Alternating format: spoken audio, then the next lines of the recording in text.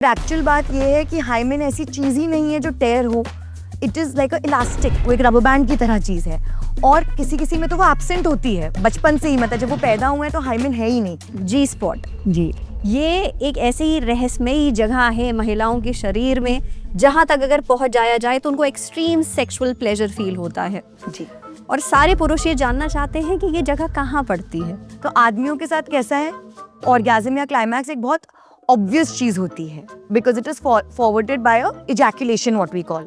औरतों के साथ ज़रूरी नहीं है कि हर महिला स्क्वर्ट करे, सो वो उसने ऑर्गेज़म किया भी है कि नहीं, ये एक बहुत पर्सनल एक्सपीरियंस है। उनको इंजॉय नहीं कर रहे हैं वो, उनको वजाइनल ड्राइनेस होगी, उस वजह से दर्द होगा। जिस चीज़ में दर्द होगा वो चीज़ करने का उन्हें मन नहीं होगा। किसको दर्द सहना पसंद है? अगर आप सही तरीके से कर रहे हैं and if it is enjoyable, उसमें दर्द होना ही नहीं चाहिए। कुछ सर्टेन अमाउंट ऑफ पेन है जो एक औरत जाएगी थ्रू लेकर, बट पेन किलर्स लेकर, चाहे एपिड्यूरल लेकर, अगर हम उसको आसान कर सके तो क्यों नहीं? क्या कोई भी इंसान दर्द सहकर खुश होता है? तो डॉक्टर्स क्योंकि ज़्यादा पैसा कमाते हैं जब ऑपरेशन करके बच्चा पैदा करते हैं, इसलिए डॉक्टर्स जोर देते हैं। क्या वाकई ऐसा है? तो बिल्कुल भी मैं ये नहीं कहूँगी कि सिजेरियन ज़्यादा सुपीरियर है या वजाइनल, बट वजाइनल डिलीवरी किसी भी एंगल से बेटर नहीं है सिजेरियन से। दूसरा, स्मोकिंग किसी भी तरह की, चाहे वो आप हर्बल हुक्का पी रहे हैं, चाहे वो आप वेप कर रहे हैं, जो भी, any form of smoking is terrible for your fertility, whether it's male और फीमेल। तो महिलाओं की जो ये बायोलॉजिकल क्लॉक है जो टिक टिक टिक टिक टिक टिक चली जा रही है, किस उम्र तक डॉक्टर्स भी बोलते हैं कि आप बच्चा पैदा कर सकते हैं, हेल्दी बच्चा पैदा कर सकते हैं, और इस उम्र के बाद भाई आपको भी रिस्क है, बच्चे को भी रिस्क है? 40 एक ऐसी एज है, 40 के बाद कुछ जेनेटिक डिसऑर्डर्स हैं जो बच्चों में ज़्यादा देखे जाते हैं, लेकिन उससे घबराने की बिल्कुल बात नहीं है। ऐसा क्यों होता है कि कुछ लोगों में आईवीएफ सक्सेसफुल नहीं हो पाता, प्रेगनेंसी नहीं हो पाती है? तो जैसे कि अंडे की क्वालिटी है, oocyte क्वालिटी, अगर वो खराब है तो उसको हम बहुत ज़्यादा भी इम्प्रूव नहीं कर पाते हैं। Then we have to go for a donor oocyte, यानी हमको किसी डोनर से अंडा लेना पड़ता है। मैं बहुत सारे ऐड देखती हूँ कि ये हम पीसीओडी को रिवर्स करके पीसीओएस कर देंगे और फिर पीसीओएस को आपके शरीर से निकाल देंगे। तो ये प्लीज़, ये सब सिर्फ गिमिक्री है, या आपको चीज़ें बेचने का जरिया है, ऐसा कुछ नहीं।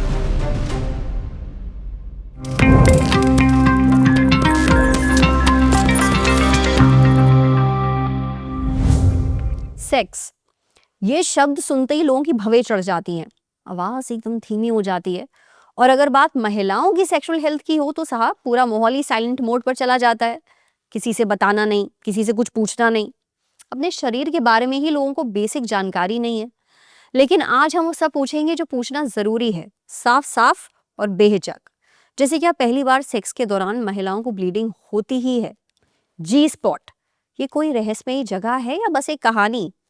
महिलाओं को ऑर्गेज़म इतनी मुश्किल से क्यों होता है और मर्दों को आसानी से? बात प्रेगनेंसी, डिलीवरी और फर्टिलिटी की भी होगी। क्या बिना एनेस्थीसिया वाली डिलीवरी ही असली डिलीवरी है? आईवीएफ किन लोगों में फेल हो जाता है? और बात होगी पीसीओडी, पीसीओएस और सर्विकल कैंसर की, जो हमारे देश में बड़ी समस्या बनते जा रहे हैं। हमारे इन तमाम सवालों के जवाब देंगी doctor Tanushree Pandey Patgaonkar, gynaecologist and fertility specialist. Instagram पर इनके लाखों फॉलोअर्स इन्हें गायनी गुरु के नाम से जानते हैं। डॉक्टर तनुश्री, आपका बहुत बहुत स्वागत है ललन टॉप पर।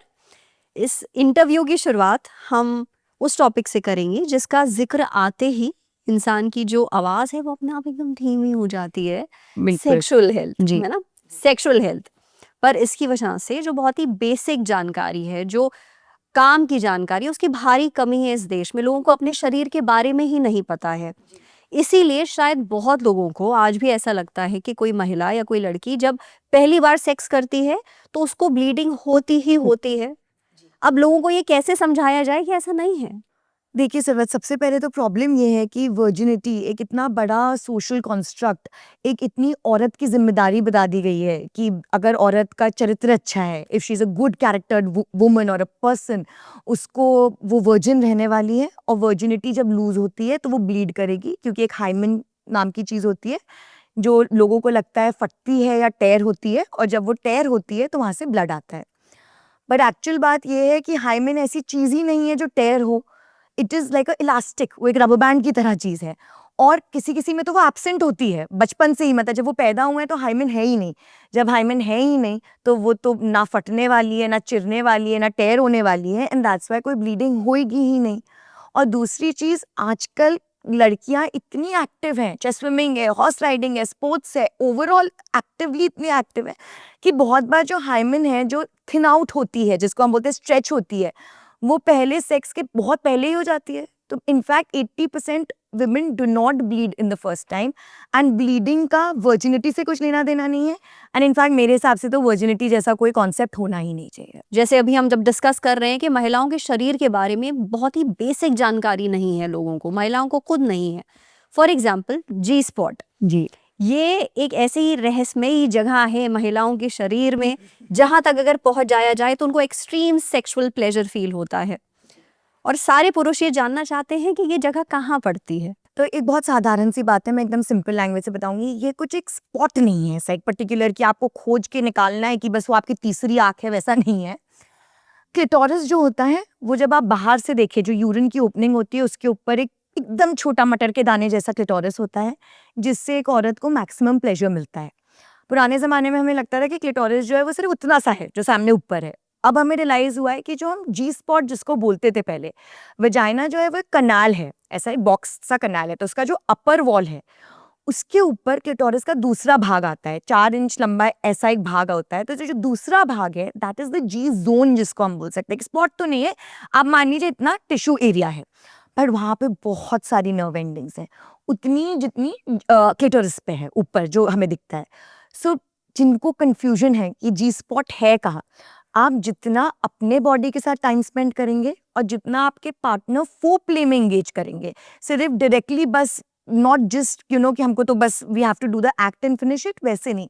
आप जितनी अपनी बॉडी को जानेंगे, the communication between two bodies, so it is a area on the upper wall of the vagina, and उसको इसलिए जब पेनिट्रेटिव सेक्स से जो हमको प्लेजर मिलता है that is because of the stimulation of that zone only.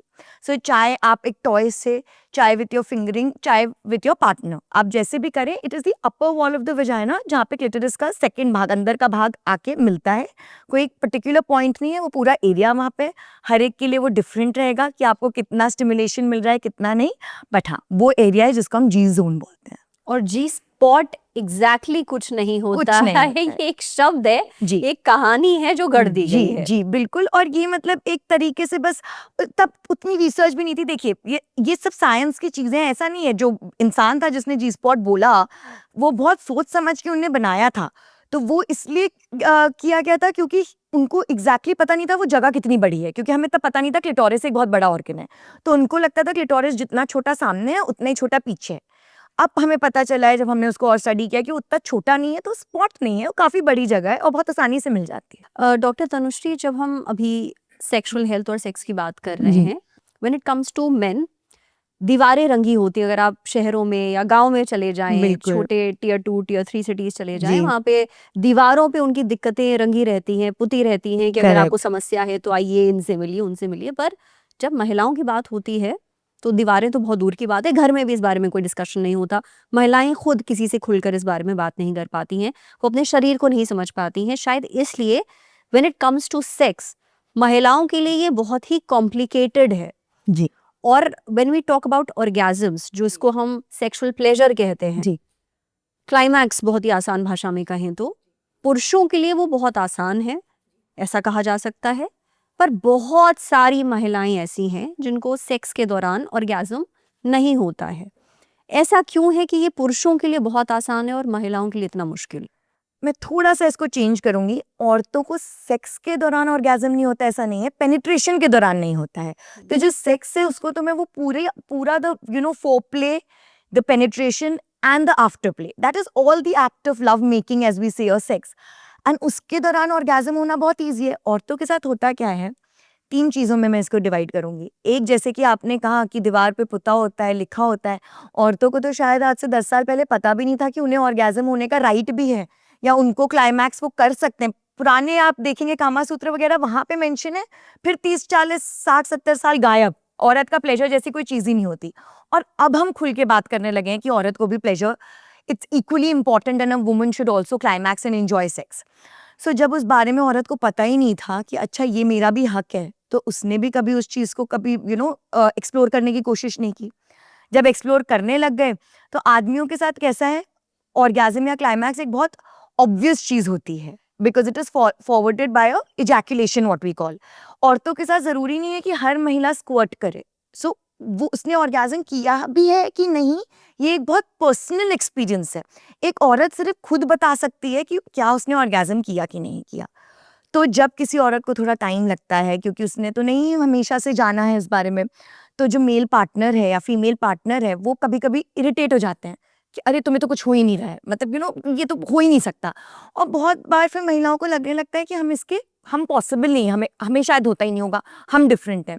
तो मैं हमेशा लोगों को बोलती हूँ कि आप सेल्फ लव में इन्वॉल्व होइए। जब तक आप अपनी बॉडी को नहीं जानेंगे तब तक आप किसी और को कैसे बता पाएंगे कि आपको किस चीज़ से मज़ा आता है।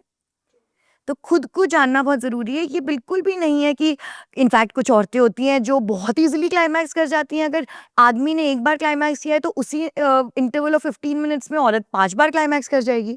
तो आप जितना अपनी बॉडी को ज़्यादा एक्सप्लोर करोगे, आपको उतना पता चलेगा आपको क्या पसंद है। क्योंकि सबको अलग चीज़ें पसंद है, सबकी बॉडी अलग है एंड उतना आप एन्जॉय कर पाओगे। और जैसे मैंने कहा कि इसके बारे में ज़्यादा खुल के बात नहीं होती है, पर बहुत सारी रिलेशनशिप्स और शादियों में ये एक बहुत मेजर प्रॉब्लम है। इसके बारे में खुल के कपल्स आपस में ही बात नहीं करते हैं एंड ये इशू फिर बहुत बड़ा है which needs to be addressed. देखिए क्या हो जाता है ना सर्वर, जब उनको एंजॉय ही नहीं कर रहे हैं वो, उनको वजाइनल ड्राइनेस होगी, वजाइनल ड्राइनेस होगी उस वजह से दर्द होगा। जिस चीज़ में दर्द होगा वो चीज़ करने का उन्हें मन नहीं होगा। किसको दर्द सहना पसंद है? बट ये बात लोग समझते ही नहीं है कि अगर आप सही तरीके से कर रहे हैं and if it is enjoyable, उसमें दर्द होना ही नहीं चाहिए। Exactly and this needs to be talked about. आप डॉक्टर से बात कर सकते हैं, किसी एक्सपर्ट से बात कर बिल्कुल। सकते हैं। अगर आपको कोई भी समस्या in the act of sex आ रही है तो चुपचाप सहने की जरूरत नहीं बिल्कुल भी है। नहीं है। मैं एक सवाल आपसे ये पूछना चाहूँगी कि आप जैसे भी हम डिस्कस कर रहे थे सोशल मीडिया पे बहुत ही इंटरेस्टिंग और इन्फॉर्मेटिव कंटेंट बनाती हैं, मैं आपको फॉलो करती हूँ। मैंने आपकी एक बहुत ही इंटरेस्टिंग रील देखी। बहुत सारे लोगों को ऐसा लगता है कि बिना एनेस्थीसिया जो नेचुरल डिलीवरी होती है वही सही डिलीवरी है, क्योंकि इससे माँ और बच्चे का जो बॉन्ड है वो स्ट्रांग होता है, ये ज़्यादा बेहतर डिलीवरी है। क्या वाकई ऐसा है? बिल्कुल भी नहीं। सबसे पहले नेचुरल जैसा कुछ है ही नहीं, दोनों ही डिलीवरीज़ नेचुरल हैं। एक वजाइनल है और एक एब्डोमिनल है, वही एक सिर्फ डिफरेंस है। जो सिजेरियन जिसको हम सिज़ेरियन कहते जो है, बस। और कोई दिक्कत नहीं है। पहले के ज़माने में ये जो नेचुरल या फिर नॉर्मल डिलीवरी जैसे कि कहते हैं उसको बहुत सुपीरियर माना जाता था, क्योंकि 6-6, 7-7, 8-8, 9-9 बच्चे होते थे हर परिवार में। तो जब हम सिज़ेरियन करते हैं उसमें सिर्फ एक चीज़ ये होती है कि हम यूट्रस पे स्कार देते हैं, यानी कि जो इंसिशन है वहाँ हम यूट्रस पे कट लगाते हैं जहाँ से बेबी बाहर आता है। तो यूट्रस एक ऑर्गन है, हम उसको बार-बार नहीं काट सकते हैं। तो इसलिए हम 2 ऑपरेशन के बाद बोलते हैं तीसरा रिस्की हो सकता है। बट वैसे तो तीसरी नॉर्मल डिलीवरी भी रिस्की होती है। पुराने ज़माने में बहुत औरतों की मृत्यु हो जाती थी इसके दौरान, बट उस टाइम पे कोई ध्यान ही नहीं देता था इस चीज़ को। तो ऐसा बिल्कुल भी नहीं है कि नेचुरल जो नॉर्मल वजाइनल बर्थ है उससे कोई आपकी ममता बढ़ेगी या आपने कुछ बड़ा सैक्रिफाइस किया है। जो भी फॉर्म है, आपके gynaecologist is the one person who can decide it. End of course अगर आपका पर्सनल प्रेफरेंस है कुछ महिलाएं होती हैं जिनको नहीं सहना वो दर्द, it is called caesarean section on maternal request, जिसमें भी कुछ जजमेंट नहीं होना चाहिए। औरत का अपना शरीर है, उसको राइट होना चाहिए चूज करने का जो वो करना चाहती है। लेकिन अगर हम बच्चे के पॉइंट ऑफ व्यू से और उसके मेडिकल आउटकम के पॉइंट ऑफ व्यू से बात करें तो दोनों ही इक्वली सेफ हैं। इनफैक्ट कुछ टाइम पे जब आपका जो हड्डी जो रास्ता है जहाँ से बच्चा आता है, जो पेल्विस जिसको हम बोलते हैं, अगर वो सही नहीं है तो एक सिजेरियन सेक्शन बहुत ज़्यादा सेफ है कंपेयर टू वजाइनल बर्थ। अच्छा, ये एक एपिड्यूरल इंजेक्शन जी, आता है जो जी। अभी हम वजाइनल डिलीवरी की बात कर बिल्कुल, रहे हैं, जिसको बिल्कुल। आम बोलचाल की भाषा में नेचुरल डिलीवरी जी। कहते हैं। ये लगाया जाता है शायद रीढ़ की हड्डी में, करेक्ट। है ना? इसको भी लेके बहुत राय बटी है लोगों की कि इसको लगाने से दर्द नहीं महसूस होगा क्योंकि ये पेन किलर की तरह जी, काम करता है जी। डिलीवरी में। पर उसके बाद बहुत समस्या आएगी, रीढ़ की हड्डी को नुकसान पहुंचेगा और जिंदगी भर आपको कमर में दर्द रहेगा। ऐसा होता है क्या? बिल्कुल बकवास है ये ऐसा बिल्कुल भी नहीं होता है। जो एपिड्यूरल इनफैक्ट जो 2 टाइप के देखिए रीढ़ की हड्डी में एनेस्थीसिया लगते हैं, स्पाइनल एनेस्थीसिया एक एपिड्यूरल एनेस्थीसिया। दोनों ही कभी भी लॉन्ग टर्म साइड इफेक्ट नहीं देते हैं उस समय पर आपको एक इंजेक्शन दिया गया है, वो तो आपको कहीं पे भी इंजेक्शन, यहाँ पे भी मैं आपको इंजेक्शन लगाऊंगी तो 1-2 दिन तो दर्द देता ही है, वो तो इंजेक्शन है, वो एक छोटी सी सिरिंज है, वो अंदर घुसी है, दुखने वाला है। पर एक बार जब आपका हीलिंग पूरा होता है, अधिकतर होता क्या है, बहुत कॉमन सी चीज़ है, औरतों को बैक पेन होने लगता है क्योंकि वो ब्रेस्ट फीड कराती हैं। ब्रेस्ट फीड कराते वक्त वो झुकती हैं, उनको सही वे से ब्रेस्ट फीड सिखाया नहीं जाता कि उठ के बेबी को अपने पास लाओ, आप झुको मत। एंड हर औरत को ब्रेस्ट फीडिंग के दौरान बैक पेन डेवलप हो जाता है। जिसका सिजेरियन हुआ होता है या जिसको एपिड्यूरल लगा होता है, उनको कहने लगता है उस इंजेक्शन की वजह से तुम्हारा पेट दर्द हो रहा है। बट इसमें कोई लॉजिक नहीं है, और अगर आप एक अच्छी जगह से, एक प्रॉपर इंस्टीट्यूट से करा रहे हैं, वहाँ पे सब ट्रेंड हैं, लोगों ने 10 साल 15 साल इसी चीज़ की पढ़ाई की है, तो बिल्कुल भी ऐसा कुछ नहीं होने वाला कि आपको कुछ परमानेंट डैमेज हो जाएगा। मुझे ना एक चीज़ बहुत पहले रियलाइज़ हो गई थी बीइंग अ फीमेल, कि when it comes to pain, जब दर्द की बात होती है ना, तो वो एक सिनोनिम बन जाता है हम महिलाओं के साथ कि बिल्कुल। पीरियड्स में अगर दर्द हो रहा है तो माता पिता ही बहुत बार ये बोलते हैं बच्ची को कि अरे तुम्हें तो अभी बहुत दर्द सहना है। मतलब दर्द सहना हम महिलाओं के लिए एक कैसे बोलूँ, एक गिफ्ट बोला जाता है कि ये गिफ्ट मिला है हमें, हमें दर्द सहना ही है। शायद इस वजह से जब लोग डिलीवरी के लिए आते हैं तो जोर दिया जाता है कि नेचुरल डिलीवरी ही हो, क्योंकि उसमें दर्द शायद ज़्यादा होता है। सिजेरियन जब होता है तो आपको एनेस्थीसिया दिया जाता है, आपको वो महसूस नहीं होता है। क्या ऐसा है कि पेशेंट्स आपके पास आकर के इंसिस्ट करते हैं कि नहीं हमें ये नेचुरल? अनफॉर्चुनेटली ये सही बात है, क्योंकि जब एटलीस्ट जो हमारी जनरेशन है, जब वो बड़ी हो रही थी, तो हमारी मम्मियों ने, दादियों ने, दादा ने, पापा ने यही सिखाया है कि जब औरत को दर्द होता है तभी वो असली औरत बनती है। तो उनको ये लगता है कि उनका जो बॉन्ड है बच्चे के साथ, वो असली स्ट्रॉन्ग होगा जब वो लेबर पेन सहेंगे। बट मैं एक चीज़ बताना चाहती हूँ, जो माँओं का सिज़ेरियन सेक्शन होता है, सिर्फ़ उस 20 मिनट या 30 मिनट के लिए उनके पास एनेस्थीसिया होता है, बाकी उनका भी पेट कटा है, उनको भी बहुत दर्द होता है, और हर वो दर्द जो वजाइनल बर्थ में हो रहा है, वो पोस्ट सिज़ेरियन सेक्शन उनको सहना पड़ता है, जो उस लेबर के दौरान वो सहते हैं। एक और चीज़ मैं आपको बताती हूँ, पुराने ज़माने में लोग क्यों बोलते थे नेचुरल बर्थ बहुत अच्छी है। जैसे कि आपने कहा औरत को दर्द सहना होता है, वैसे ही औरत को दूसरे दिन से ही सारा काम करना होता था। ऑप्शन ही नहीं था, तुम औरत हो, तुम्हें तो बच्चा भी सँभालना है, तुम्हें घर का झाड़ू-पोछा भी करना है, तुम्हें खाना भी बनाना है, और तुम्हें अच्छे भी दिखना है दूसरे दिन से तुम्हारे पति के लिए। वहाँ जी बिल्कुल, वजाइनल बर्थ बहुत ईज़ी पड़ जाती है, क्योंकि वहाँ तो जितना दर्द है आपने जो बॉडी है उसको आपने पूरा पेन उसी टाइम पे दे दिया, जो कट है उसका जो पेन है, जो वजाइना के पास जो हम एपिज़ियोटमी देते हैं, वो तो बाहर दिखती नहीं है, वो जो दर्द है वो सिर्फ़ बेचारी औरत सह रही है, और दूसरे दिन औरत उठ के खड़ी हो जाती है। तो ये पूरे घर वालों के लिए एक बहुत ईज़ी बात हो जाती है कि उसकी नॉर्मल डिलीवरी हुई है, तब वो तो कल से काम करेगी। जी बिल्कुल, सिज़ेरियन के बाद कम से कम 1 हफ़्ते तो औरत को आराम देना पड़ता है, और इसलिए आराम देना पड़ता है क्योंकि उसने बहुत सहा है। तो जो भी बर्थ हो, औरत सहती है, उसको हमें ग्लोरीफाई नहीं करना चाहिए। जो दर्द हम नहीं चेंज कर सकते, जो लेबर का एक प्रोसेस है, हम उसको कितना भी मेडिकली ट्रीट करें, दर्द तो होने ही वाला है। कुछ सर्टेन अमाउंट ऑफ पेन है जो एक औरत जाएगी through labour, but pain killers लेकर, चाहे एपिड्यूरल लेकर, अगर हम उसको आसान कर सके तो क्यों नहीं।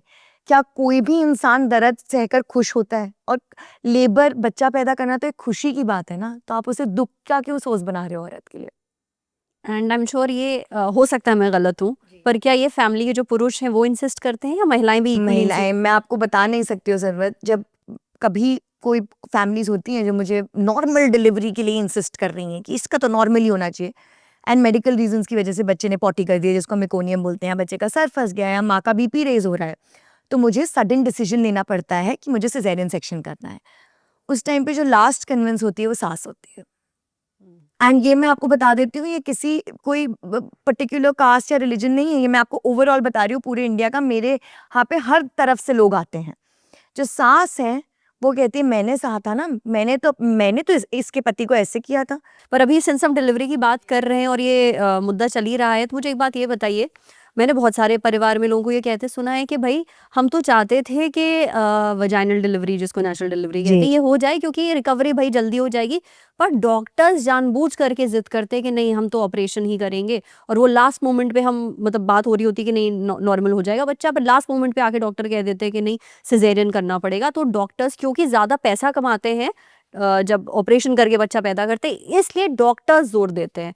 क्या वाकई ऐसा है?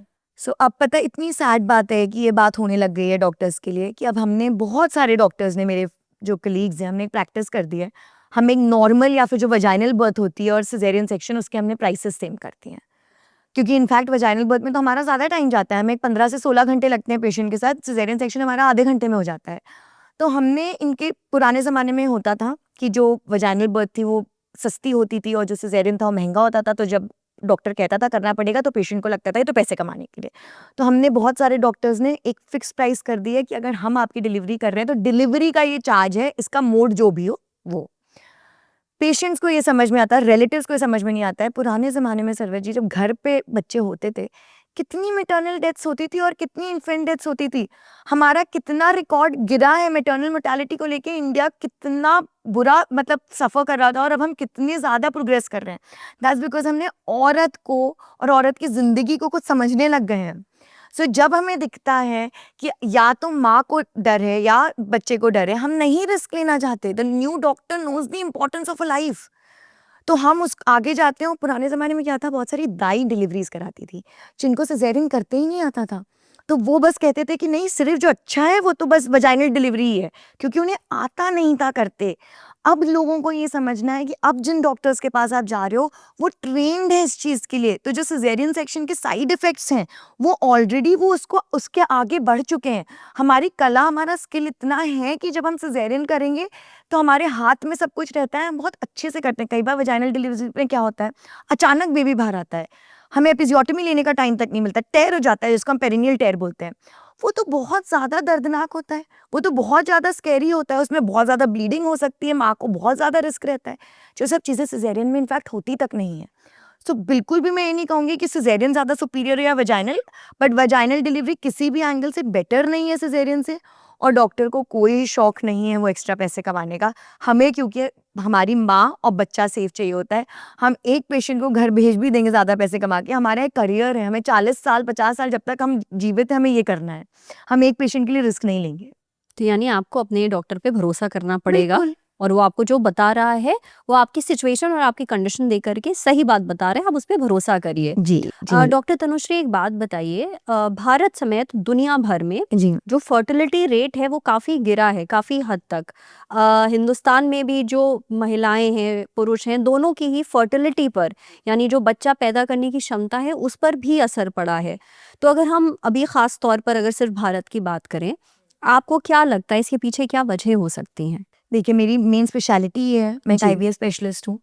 तो अपना सबसे एक जो चीज़ ना बहुत आराम से बोल देते हैं, स्ट्रेस। जो स्ट्रेस फैक्टर बढ़ा है हमारी जनरेशन में वो इतना सिवियर है बोथ मेल एंड फीमेल के लिए। और मैं आपको बता देना चाहती हूँ कि रीज़न फॉर इनफर्टिलिटी 50-50 है। मेल का कॉज और फीमेल का कॉज इक्वल है। बहुत बार सिर्फ हम यही समझते हैं कि औरत में ही दिक्कत होगी, ऐसा बिल्कुल नहीं है। इनफैक्ट 50-60% आदमियों में प्रॉब्लम होती है। एक स्ट्रेस है, दूसरा स्मोकिंग। स्मोकिंग किसी भी तरह की, चाहे वो आप हर्बल हुक्का पी रहे हैं, चाहे वो आप वेप कर रहे हैं, जो भी, any form of smoking is terrible for your fertility whether it's male और फीमेल। एंड थर्ड चीज़ है जो हमारी लाइफस्टाइल है। जो चीज़ चेंज हुई है विद जनरेशंस, हम एक बहुत सिडेंट्री लाइफ जीने लग गए हैं। हमारा सारा दिन कंप्यूटर के सामने बैठ के निकल जाता है, एक जगह बैठ कर निकल जाता है। तो भले मेंटल स्ट्रेस बढ़ गया है, जो फिजिकल एक्टिविटी है वो बहुत कम हो गई है और उस वजह से ये हमारी जो फर्टिलिटी है उस पर फ़र्क पड़ता है। एंड लास्ट, जो मैं हमेशा लास्ट बोलती हूँ क्योंकि नहीं तो फिर घूम के बात औरत पे आ जाती है, we have become career focused and not everybody is ready to have a child in their 20s। लोगों को 20 साल 21 साल 25 साल में तो लोगों की शादी नहीं हो रही। जो पहले तो फर्टिलिटी जो है वो एज के साथ रिड्यूस होती है, ये एक साइंटिफिक बात है, इसके बारे में कुछ बुरा मानने की बात नहीं है। औरतों में ज़्यादा फर्क पड़ता है इससे आदमियों से ज़्यादा। और इसलिए जब हम डिसाइड करते हैं to be career oriented, we are taking our time, तो डॉक्टर से मिलकर सही सलाह लेकर हमें एक अपनी जो हम एग फ्रीजिंग जिसको बोलते हैं वो करवा के we should be safe with it and then take your time so that your fertility doesn't get affected. तो महिलाओं की जो ये बायोलॉजिकल क्लॉक है जो टिक जी। टिक टिक टिक टिक टिक चली जा बिल्कुल। रही है, किस उम्र तक डॉक्टर्स भी बोलते हैं कि आप बच्चा पैदा कर सकते हैं, हेल्दी बच्चा पैदा कर सकते हैं और इस उम्र के बाद भाई आपको भी रिस्क है बच्चे को भी रिस्क है, वो क्या कोई उम्र है ऐसी? देखिए उम्र के साथ साथ any risk whatever it is going to increase, there is no two way about it. ये फैक्ट है। ये फैक्ट है और इसे हमें मानना ही है because it is a medically known thing. चाहे बच्चे में ना हो तो फिर औरत में हाइपरटेंशन होने वाला है, वेट का इशू, थायराइड का इशू, बट इसका ये मतलब नहीं है कि हम सब चीज़ को पॉज करके भाई हमारा करियर रोक दें या हमारी एजुकेशन रोक दें और बच्चा पैदा करें। 40 एक ऐसी एज है, 40 के बाद कुछ जेनेटिक डिसऑर्डर्स हैं जो बच्चों में ज़्यादा देखे जाते हैं। लेकिन उससे घबराने की बिल्कुल बात नहीं है, क्योंकि आजकल साइंस इतना आगे बढ़ चुका है कि हम जेनेटिक टेस्टिंग से कंप्लीटली पता कर सकते हैं, इवन बच्चा होने से, मतलब एम्ब्रियो ट्रांसफर करने से पहले तक, आईवीएफ में जब हम एम्ब्रियो बनाते हैं और उसको अंदर डालने से पहले भी हम पता कर सकते हैं कि ये जेनेटिकली नॉर्मल है कि नहीं है। और या फिर जब वो पेट पे है तो 3rd मंथ 5th मंथ में तरह तरह के सोनोग्राफी और ब्लड टेस्ट होते हैं, जिससे हम पता कर सकते हैं बेबी हेल्दी है कि नहीं। तो मैं ये बिल्कुल भी नहीं बोलूँगी कि किस एज तक, because it is legal to want to be able to have a child till 50 years for a woman, but I will never deny that 35 के बाद fertility गिरती है, कम होती है, and chances of genetic disorders in the child increase and the maternal risk कि माँ को कुछ हो सकता है वो increase होती हैं। इसका ये मतलब बिल्कुल नहीं आप घबरा जाएं, आप अपने डॉक्टर से कंसल्ट करें और जो आपके लिए बेस्ट ऑप्शन है वो यूज़ करें, एंड अपने आप को अकेला मत पाएं कि हम 40 के हो गए। सपोजिंग अगर ये कोई अभी देख रहा है और वो सोचे मैं 40 की हूँ, अब तो मैं बच्चा कर ही नहीं सकती, ऐसा बिल्कुल नहीं है। I just yesterday I delivered a 43-year-old woman through IVF.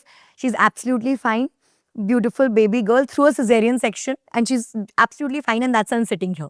Much congratulations to you और उनको भी। बिल्कुल। डॉक्टर तनुश्री, आप एक आईवीएफ एक्सपर्ट भी हैं, तो आई थिंक आप बिल्कुल सही इंसान हैं इस सवाल का जवाब देने के लिए। बहुत सारे कपल्स आपके पास आईवीएफ के लिए आते होंगे, जी। अब बहुत सारे केसेस भी ऐसे देखती होंगी। हमारे देश में बहुत सारे लोग अब प्रेगनेंसी के लिए आईवीएफ का सहारा ले रहे हैं, बहुत पैसा खर्चा करते हैं। 1 ट्राई किया नहीं हुआ, 2 ट्राई किया नहीं हुआ। ऐसा क्यों होता है कि कुछ लोगों में आईवीएफ सक्सेसफुल नहीं हो पाता, प्रेगनेंसी नहीं हो पाती है, और अगर कंसीव हो भी गई थ्रू आईवीएफ तो बहुत अर्ली मिसकैरेज हो जाता है? तो इसके पीछे रीज़न क्या है, और क्या कुछ लोग ऐसे हैं जिनमें आईवीएफ काम नहीं करता है? ओके, सो सबसे पहले तो ऐसा कोई पर्टिकुलर कैटेगरी नहीं है जिसमें आईवीएफ काम ही नहीं करेगा। ये एक पर पेशेंट अप्रोच है। आईवीएफ एज अ प्रोसेस, जिसको हम बोलते हैं एक्सीजिस, जो आजकल लेटेस्ट आईवीएफ होता है, उसका international take home baby rate, जिसको हम सक्सेस रेट बोलेंगे कि बच्चा हम आपको हाथ में दे पाए, वो 40% ही है, चाहे आप अमेरिका चले जाएं, चाहे आप यूके चले जाएं। इसका कारण ये है कि अभी तक जितना साइंस एडवांस हुआ है उसमें बहुत सारे फैक्टर्स हैं जिनको हम अभी तक क्रॉस नहीं कर पाए हैं। तो जैसे कि अंडे की क्वालिटी है, oocyte क्वालिटी, अगर वो खराब है तो उसको हम बहुत ज़्यादा भी इम्प्रूव नहीं कर पाते हैं। Then we have to go for a donor oocyte, यानी हमको किसी डोनर से अंडा लेना पड़ता है। उसी तरह अगर शुक्राणु की कंडीशन बहुत ही खराब है, या कोई कैरियोटाइप यानी जेनेटिक्स में कुछ डिसऑर्डर है, तो जो एम्ब्रियो जो बनता है उसमें कुछ जेनेटिक प्रॉब्लम है, या फिर जो बच्चादानी है यूट्रस, उसकी जो लाइनिंग है एंडोमेट्रियम, वो ठीक से नहीं बन पा रही है। हमारे देश में टीबी बहुत कॉमन है, तो लोगों को लगता है ट्यूबरकुलोसिस सिर्फ छाती का होता है, लेकिन बहुत बार बचपन में ही बच्चेदानी का, यूट्रस का और ट्यूब्स का टीबी हो जाता है, जिस वजह से रिकरेंट प्रेगनेंसी लॉस, जो आप कह रही हैं कि बच्चा रुकने के बाद भी मिसकैरेज हो जाता है, वो बहुत कॉमन होता है। अंदर पर्दे जैसे बन जाते हैं, एडहेशंस, जिस वजह से बच्चा चिपकता नहीं है।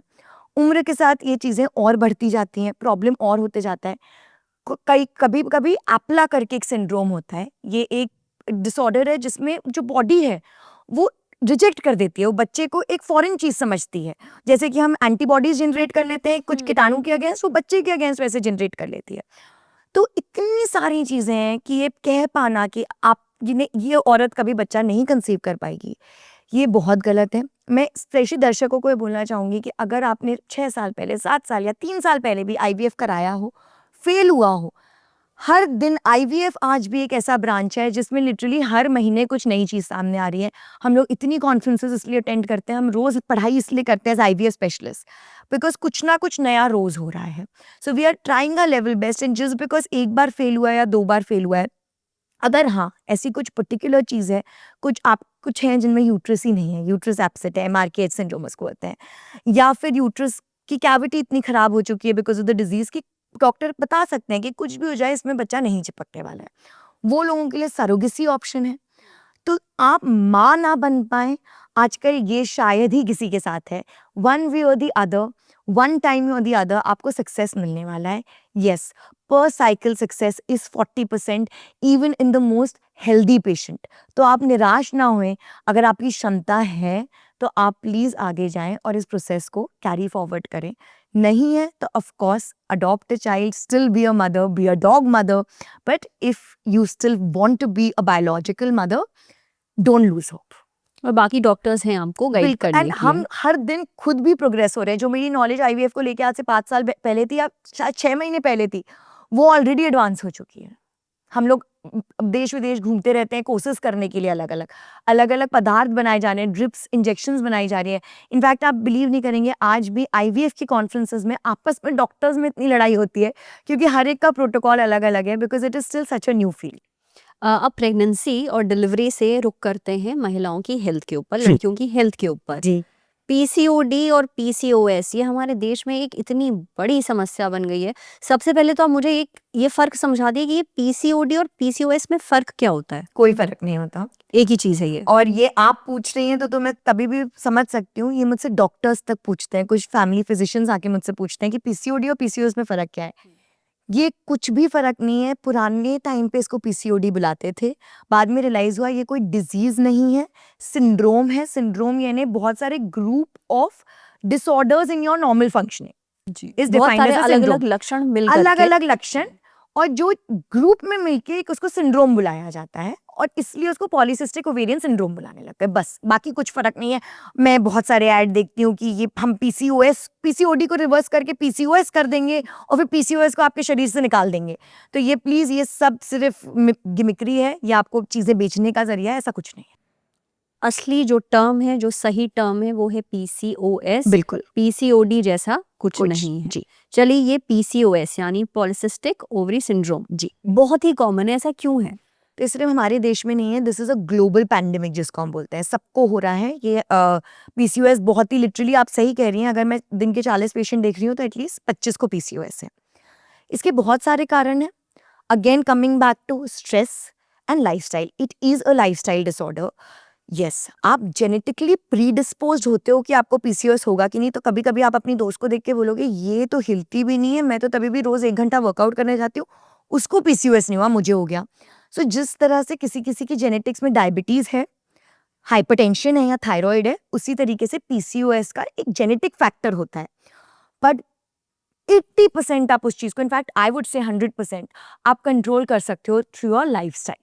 So when people come and they talk about PCOS reversal, that वो गलत है। रिवर्स नहीं कर रहे हो आप उस चीज को, क्योंकि अगर आपको पीसीओएस है तो आपको लाइफ लॉन्ग रहेगा और उसके बारे में कुछ घबराने की बात नहीं। मुझे पीसीओएस है, I am a patient of lean PCOS. मेरा पीसीओएस 16 साल की उम्र में डायग्नोस हुआ था। बट जिस बिकॉज मैंने उसे कंट्रोल रखा है, मुझे पता है कि अगर मैं एक्सरसाइज नहीं करूंगी मेरा वजन बढ़ेगा, मेरा पीसीओएस वर्सन होएगा। आजकल एक चीज क्या हो गई है, बच्चों को स्पेशली जो जेन जी है उन्हें बहुत बुरा लगता है जब उनके वेट के बारे में कमेंट कर दिया जाए।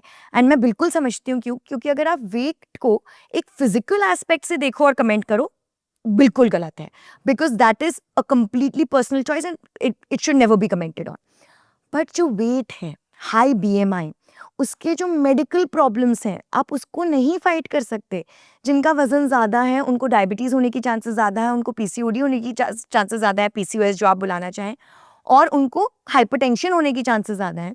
सो इसलिए जब छोटे बच्चों को समझाते हैं हम कि आप एक हेल्दी लाइफस्टाइल लीड करें, जंक फूड ना खाएं जिसको हम कॉमन लैंग्वेज में बोलते हैं, तो गुस्सा हो जाते हैं, नाराज़ हो जाते हैं। वो कहते हैं ये जजमेंटल वाली गायनाक है। तो ये जजमेंटल वाली गायनाक बिल्कुल नहीं है। उससे फिर आपको आगे जाकर ये एक विशियस साइकिल है। होता क्या है, आप अनहेल्दी खाते हैं, अनहेल्दी लाइफस्टाइल लीड करते हैं, आपके हार्मोन्स गड़बड़ होते हैं।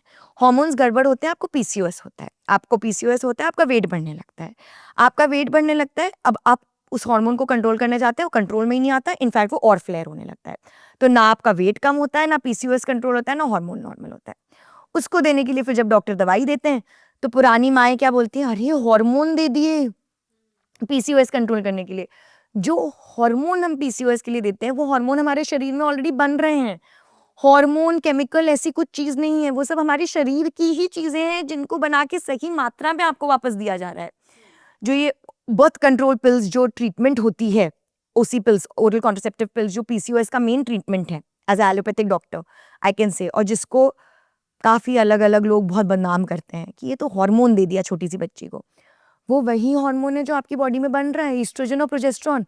पीसीओएस में वो इधर उधर जा रहा है और यहाँ जाके बैठ गया है। उससे हम एक नॉर्मल मात्रा में लाने के लिए एक हेल्दी डोसेज में दे रहे हैं, जिससे जो अनहेल्दी हाइज हैं वो नॉर्मल हो जाए।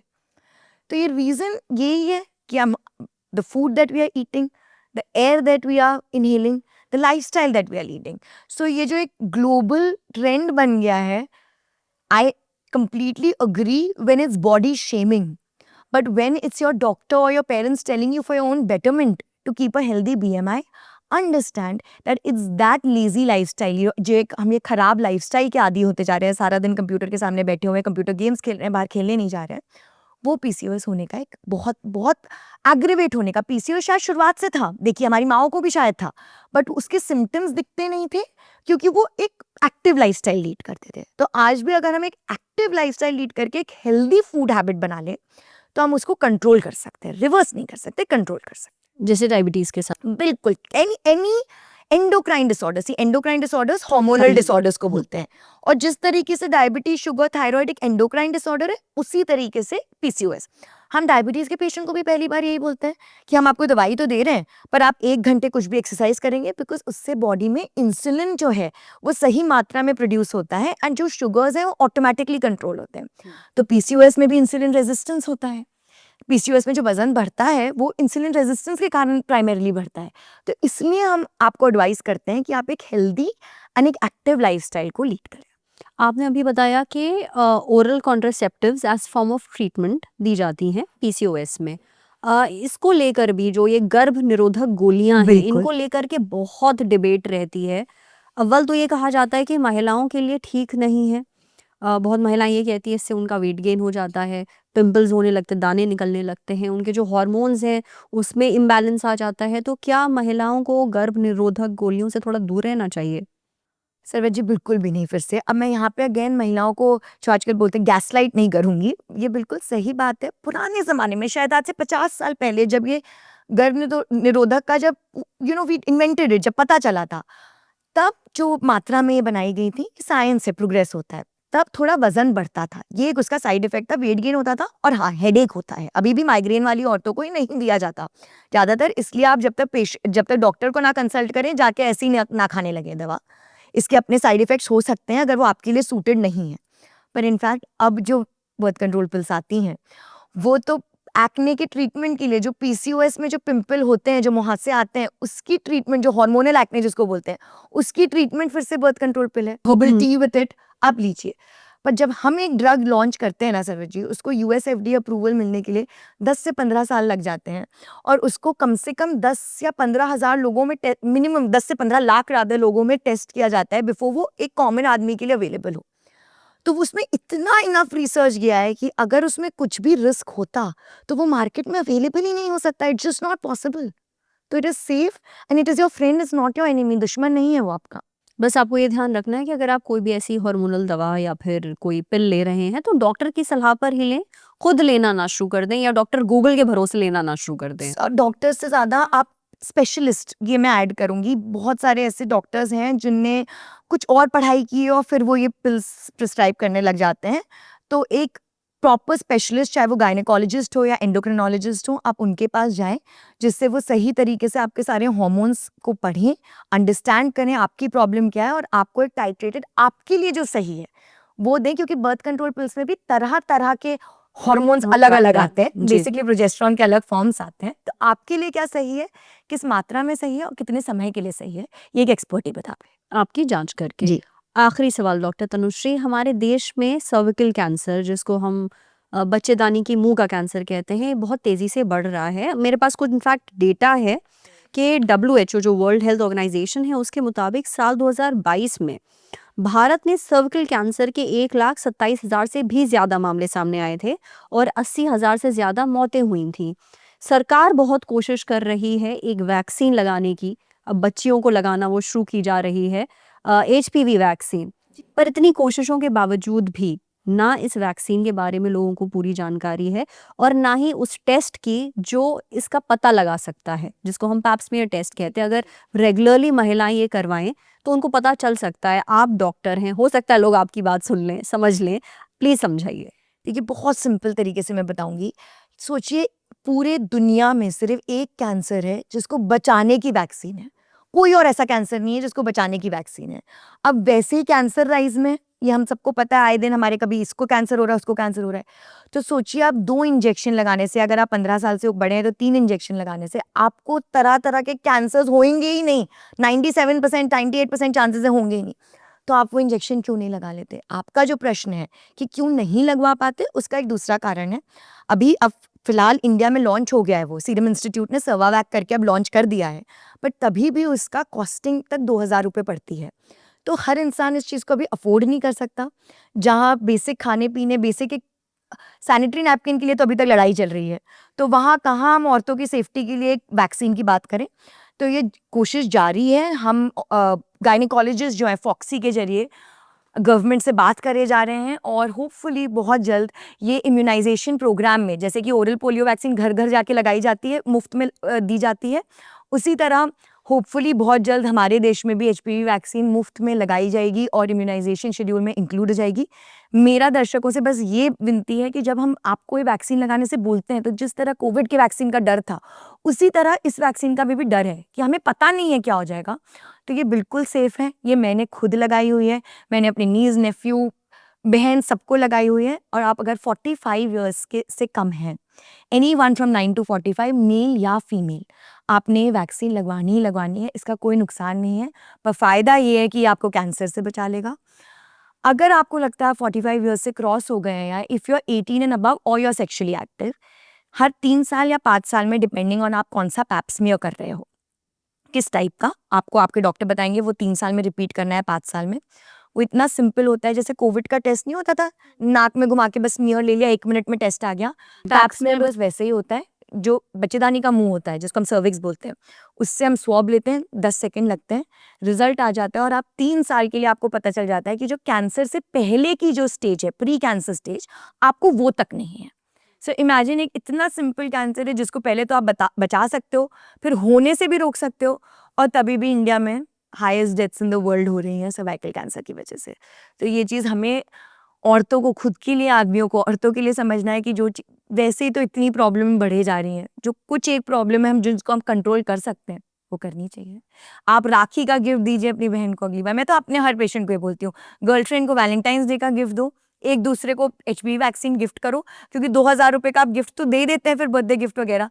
तो ये आप एक ट्रेंड बना दीजिए, इसको हैशटैग ट्रेंडिंग हो जाना चाहिए कि एक दूसरे को हम HPV वैक्सीन गिफ्ट कर रहे हैं, बस हो जाएगा फिर प्रॉब्लम। ये बहुत ही अच्छी बात बताई है आपने। आई होप लोग इसको याद रखें और अगली बार वैलेंटाइंस डे या रक्षाबंधन पे इस तरीके के गिफ्ट अपने बहनों को या फिर वैलेंटाइंस डे पे अपने पार्टनर को दें। बिल्कुल। डॉक्टर तनुश्री, बहुत बहुत शुक्रिया, आप ललन टॉप के स्टूडियो में आई, हमसे बातचीत करी, आपने हमें इतनी काम की जानकारी दी है। हम कहें तो हमारे शरीर से हमें रूबरू कराया है। जो बेसिक जानकारी हमें अपने शरीर के बारे में होनी चाहिए, आपने हमें वो बताई है। उम्मीद है लोग इसे याद रखेंगे और ये उनके काम आएगी। बहुत बहुत शुक्रिया हमसे बात करने के लिए। थैंक यू सो मच, धन्यवाद मुझे यहाँ पर आने देने के लिए। Thank you. पता है हीर ने रांझा से क्या कहा, पता है शिरीन ने फरहाद से क्या कहा, पता है रोमियो ने जूलियट से क्या कहा, पता है पता नहीं किससे क्या कहा। सबने एक ही बात कही थी, कहा था कि 22 फरवरी को सुबह 11 बजे लखनऊ के इंदिरा गांधी प्रतिष्ठान पहुंच जाओ। वहां पे जुपिटर हॉल में लल्लन टॉप का अड्डा सजा मिलेगा। बहुत अच्छे से तैयार होके पानी की बोतल लेके आना है, क्योंकि वहां पे गमछा मिलेगा, वहां मग्गा मिलेगा, वहां तकिया मिलेगा, वहां हम मिलेंगे, वहां ये मिलेंगे, वहां वो मिलेंगे, वहां पे कमाल के मेहमान मिलेंगे। क्योंकि फिर से कॉल टू एक्शन कहा जाता है इसको सेल्स वालों की भाषा में, इसलिए फिर से बोल रहा हूं।